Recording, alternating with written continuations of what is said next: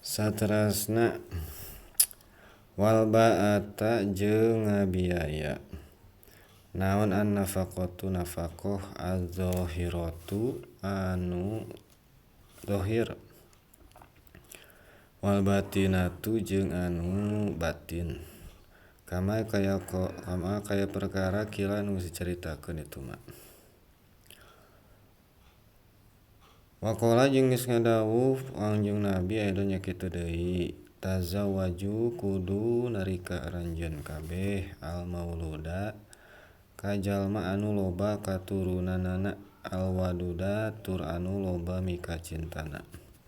Fa inni mangka sanyana kami sareng Kangjeng Nabi eta mukasirun anu ngabanggakeun bikum ka aranjeun kabeh al umama ka pirang-pirang indung yaumal kiamati di poe kiamah.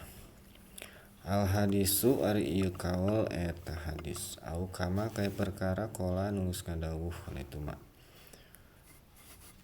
Wa ghairiha jeung lian ayat minal ayati tina pirang-pirang ayat wal ahadisi jeung pirang-pirang hadis. Sakitulah wal ba'ata jeung ngabiaya. Maksudna saur kamari dinu dawuhan Kanjeng Nabi sateu acana waqol mana manistata'a minkum al ba'ata.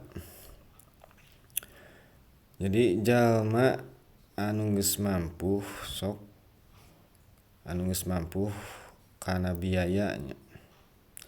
Tah di dieu biaya nu kumaha nyaeta biaya keur nafaqoh. Nafaqoh naha nafaqoh nama dohir, bangsa dohir atau bangsa batin. Nu kumaha ari ngaran nafaqoh cenanya dina i'anah geura. Urang tingali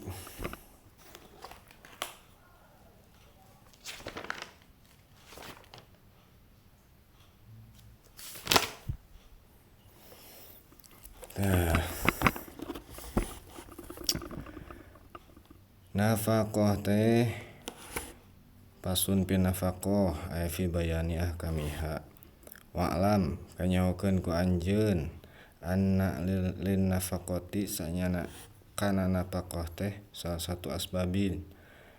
Aya 3 pirang-pirang sabab, 3 pirang-pirang faktor. Hiji nafaqoh ku sabab zaujah pamajikan wal qurabati. Azzaujatu hiji zaujah wal qurabatu jeung qurabat atawa kerabat dulur nya.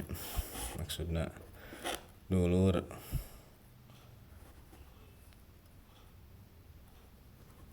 Mana nu katiruna nya.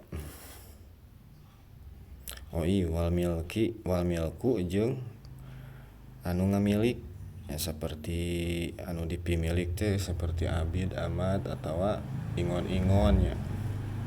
Tah eta wajib dinapakahan ku urang. Tuluy.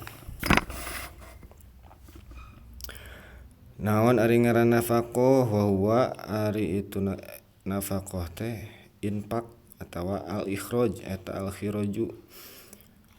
Kadar-kadar ngaluarkeun ngaluarkeun perkara dina jalan kahadean. Tah eta nu disebut nafaqoh. Nafaqoh tah eta ka pamajikan nya. Leuwih rincina nya dina i'anah gitu. Dina Fathul Muin atawa dina kitab-kitab fikih nu sejen lah.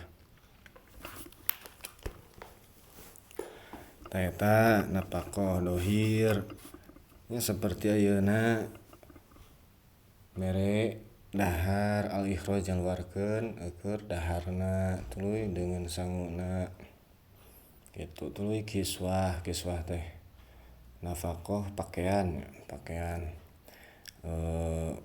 baju nya. Tah eta disebut nafaqoh. Tuluy ngimahan naha imah nama rek imah sorangan atau kontrakan gitu.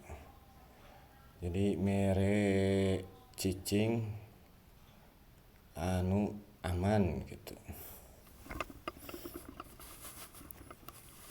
Wal batinah jeung anu bangsa batin.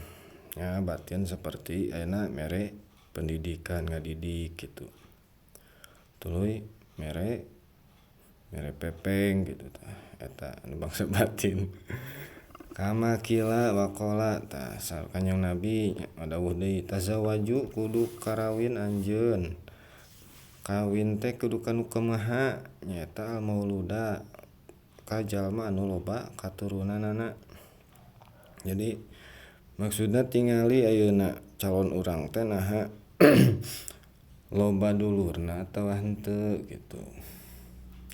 Ya eta kan tina gen berpengaruh besarnya kangke kana katurunan urang.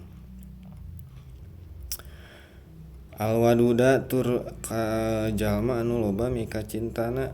Jadi kudu kanu bogoheun deui lah intina mah. Loba kanyaahna, loba mika cintana. Nah ka urang atawa ka keluarga urang gitu. Fa ini mangka sanyana kami eta ngabanggakeun sareng Kanjeng Nabi. Kuring teh bangga ka saha nyaeta ka pirang-pirang indung. Jadi ayeuna nu hayang jadi indung nya otomatis kudu nikah heula atau kawin heula gitu nya. Yaumul kiamati di poe kiamah eta saru Kanjeng Nabi gitu. Ya mudah-mudahan urang kalebetkeun jalma anu dibanggakeun nya ke di poe kiamah ku Kanjeng Nabi. Nah rek indung atau rek bapa gitu. Au kama qala atawa dawuhan anu dina salian ayat jeung hadis na pirang-pirang ayat jeung hadis tah. Kayak dihareup ta eta beres nerangkeun dawuhan anu tina ayat kutipan tina ayat jeung hadis. Tah ayeuna salian ti ayat jeung hadis nyaeta bayanul hirsi wa isri auqatihi tah sagitulah wallahu a'lam bishawab. Alhamdulillahirabbil alamin.